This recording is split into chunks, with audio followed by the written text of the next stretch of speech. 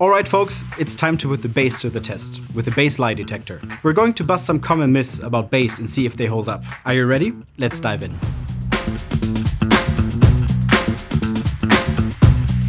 Alright, the first myth. The room doesn't affect the bass. It's mainly about the speakers. Well, that's simply not true.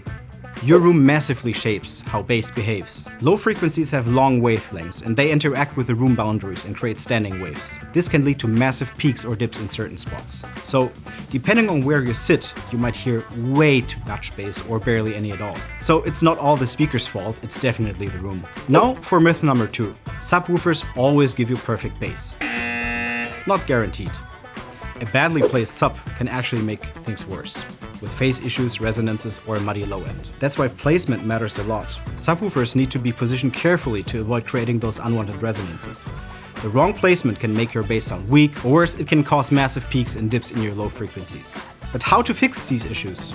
Well, it starts with understanding your room. First, you need to fix the placement of your subwoofer and speakers. Experiment with positioning. Even moving them just a little can make a huge difference. Subwoofers are often placed near the corners, approximately 1/4 of the room length away. One popular trick is the subwoofer crawl. Place your sub at your listening position, play a bass-heavy track, and then crawl around the room to find the spot where the bass sounds most even and tight. And that's exactly where you put the sub.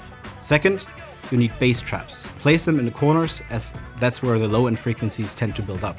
Let us know in the comments if you also know some bass myths that we should get to the bottom of.